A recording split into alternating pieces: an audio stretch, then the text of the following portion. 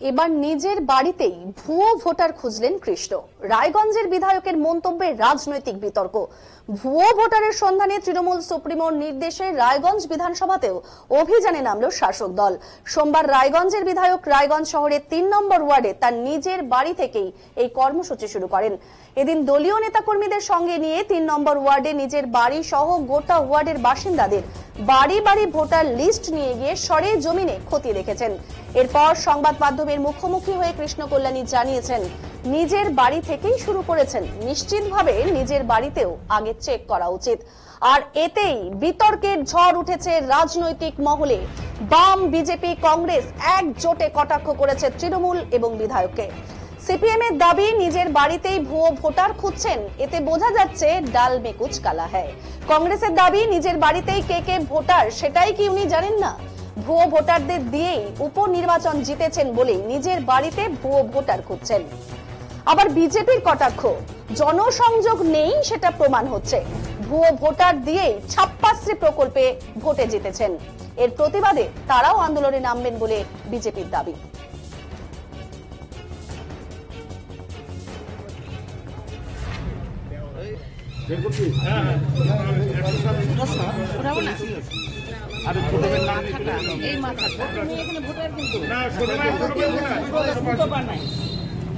নামটাও আছে, হ্যাঁ নিচ্ছি।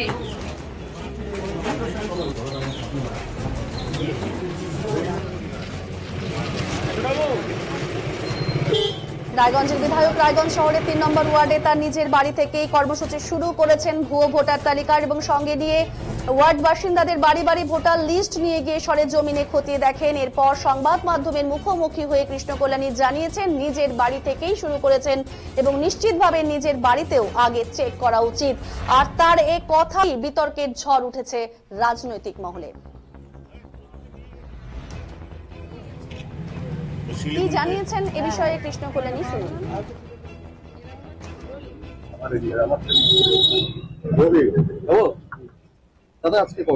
আজকে আমরা ভোটার তালিকা স্কুটির জন্য আমরা বেরিয়েছি। আমার নিজের বাসস্থান ৩ নম্বর ওয়ার্ডে রয়েছে। আজকে ৩ নম্বর ওয়ার্ডে আমি রায়গঞ্জ মিউনিসিপ্যালিটির চেয়ারপারসন সন্দীপ বিশ্বাস, ভাইস চেয়ারপারসন অরিন্দম সরকার, আর এখানে ওয়ার্ড কোঅর্ডিনেটর সতীশ মুখার্জি সহ ভোলা মুখার্জি টাউন প্রেসিডেন্ট রয়েছে। আমরা সবাই মিলে আজকে বেরিয়েছি ডোর টু ডোর, বাড়ি টু বাড়ি।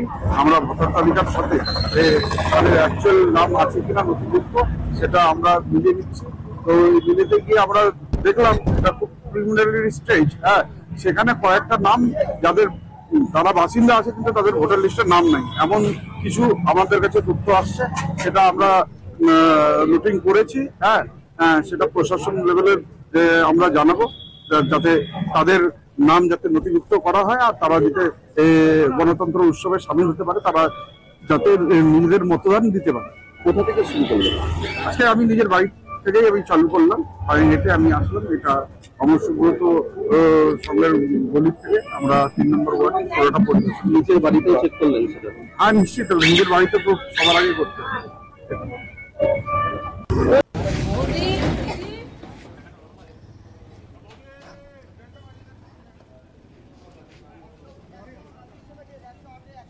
এ বিষয়ে সিপিএম এর তরফ থেকে কি দাবি করা হয়েছে, শুনুন।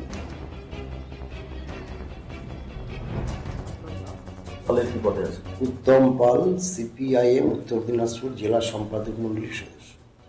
আজকে কৃষ্ণ কল্যাণী তিনি তার নেতৃত্বে ভুয়ো ভোটারের সন্ধানে বেরিয়েছে শাসক দল তৃণমূল কংগ্রেস। কৃষ্ণ কল্যাণী নিজের বাড়ি থেকেই শুরু করলেন বলছে, কি বলবেন? আসলে ভোটার লিস্টের কাজটা তো করে রাজ্যের তত্ত্বাবধানে চলে। দিল্লির কেন্দ্রীয় নির্বাচন কমিশনের নির্দেশকে কার্যকরী করে রাজ্যের নির্বাচন কমিশন। আর রাজ্যের নির্বাচন কমিশনের কাজটা করা রাজ্যের বিভিন্ন স্তরের আধিকারিক, সরকারি কর্মচারী, প্রাথমিক শিক্ষক, মাধ্যমিক শিক্ষক সহ অন্যান্য অংশের যারা আইসিডিএস ওয়ার্কার, তারা এই কাজে যুক্ত থাকে, ব্লকের স্টাফ যুক্ত থাকে। তারা থেকে এই কাজগুলো করে এবং এটাই যুগ যুগ ধরেই হয়ে আসছে, কোনো ব্যতিক্রমী কিছু ঘটে। এখন কৃষ্ণ কল্যাণী তার বাড়িতে যদি ভুয়ো ভোটার খুঁজে বেড়ায় তাহলে পরে তার দায়িত্ব তাদেরই, মানে এটা রাজ্য সরকারের কাজ। তো তিনি রাজ্যের একটা পার্ট অ্যান্ড পার্সন। বিগত সময় কোথায় ছিলেন, এখন কোথায় আছেন তিনি, সেটা তিনি বলবেন। কিন্তু যদি তিনি তার বাড়ি থেকে ভুয়ো ভোটার খোঁজা শুরু করেন, তাহলে ডালমে কুচ কালা হয়। এ রাজ্যে মৃত ভোট দেয়, ভোট দিচ্ছে। 11 সালে অব্যবহিত পর থেকে এ রাজ্যে মৃত মানুষ ভোটের লাইনে দাঁড়িয়ে ভোট দিচ্ছে। এটা এ বাংলা এ কালচার ছিল না। ফলে একটা হাস্যস্কর, আর একটা সীমা পরিসীমা, মানে জনপ্রতিনিধি তার বাড়িতে যাচ্ছেন আর কি, খুঁজছেন ভুয়ো ভোটার খোঁজার।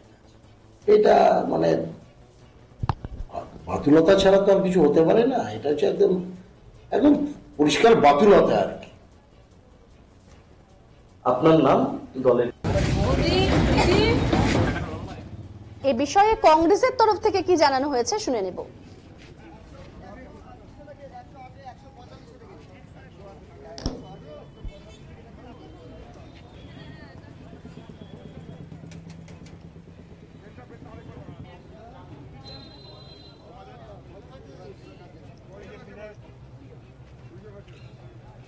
কংগ্রেসের দাবি, নিজের বাড়িতেই কে কে ভোটার সেটাই কি উনি জানেন না? ভুয়ো ভোটারদের দিয়েই উপনির্বাচন জিতেছেন বলেই নিজের বাড়িতে ভুয়ো ভোটার খুঁজছেন।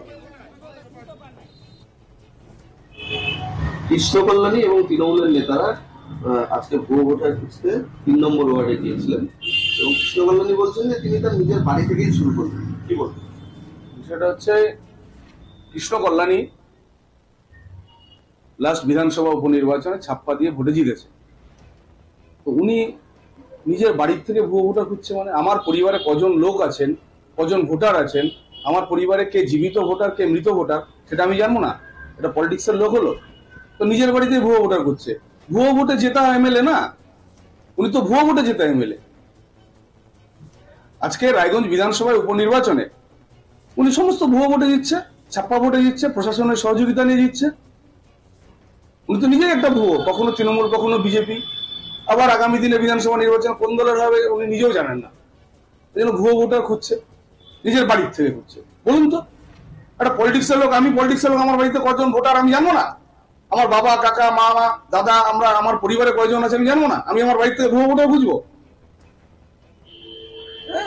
ওয়ার্কলেস, ফালতু এগুলা লোক দেখানো, এটা স্টান্টবাজি করছে। আর ভুয়ো ভোটারে জেতা এমএলএ ও জানে ভুয়ো ছাড়া এদের জেতার কোনো জায়গা নেই।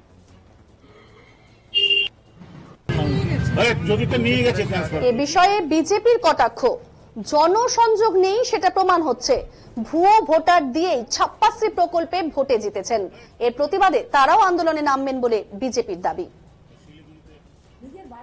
ভুয়ো ভোটার খুঁজছেন, কেমন হাস্যকর না? বাড়িতে কজন ভোটার আছে সেটুকুই জানেন না কেন? ভুয়ো ভোটারদের ভোটেই তো জিতে বিধায়ক হয়েছেন। লোকসভা ভোটে জনসংযোগ লোকে দেখেই নিয়েছে আপনার জনসংযোগের কি পরিস্থিতি। গোটা লোকসভার প্রার্থী হয়েছিলেন, এমপি প্রার্থী, নিজের বুথেই তো হেরে গেছিলেন। ভুয়া ভোটারদের ভরসাতেই তো বিধানসভা জিতেছেন বিধায়ক। তাতেও হচ্ছে না, এখন বাড়িতেই আসল কয়জন ভোটার আর ভুয়ো কজন ভোটার সেটা খুঁজতে হচ্ছে। বাহ, এই না হলে বিধায়ক? জানেন উনি ওটা বিধানসভায় কতজন ভোটার আছে, কতগুলো বুথ আছে, ভোটারদের সাথে জনসংযোগ আছে ওনার? কতগুলো ভুয়ো ভোটার আর কতগুলো আসল ভোটার এখন ওনাকে নিজের বাড়ি থেকে খুঁজতে হচ্ছে। এটা খুব ভালো মাস্টার মাইন্ড। ছাপ্পাশ্রী প্রকল্পের তো ওনারাই কারিগর। ভুয়ো ভোটার তো ওনাদেরকে খুঁজতেই হবে। এখন মাননীয় মুখ্যমন্ত্রী ওনাদেরকে নতুন কাজ দিয়েছেন, জনসংযোগ নাই, কোনো কাজ নেই। এই ভুয়ো ভোটার খোঁজার মাধ্যমে যদি তাও মানুষের দুয়ারে দুয়ারে যায় ওনারা, আমরাও এর বিরুদ্ধে আন্দোলনে নামবো। এখন কোথা থেকে এত ভুয়ো ভোটার আসছে, কাদের কাদের নাম কাটা যাচ্ছে, সে ব্যাপারে আমরাও পদক্ষেপ নেব না? নিজের বাড়ি হ্যাঁ নিচ্ছি।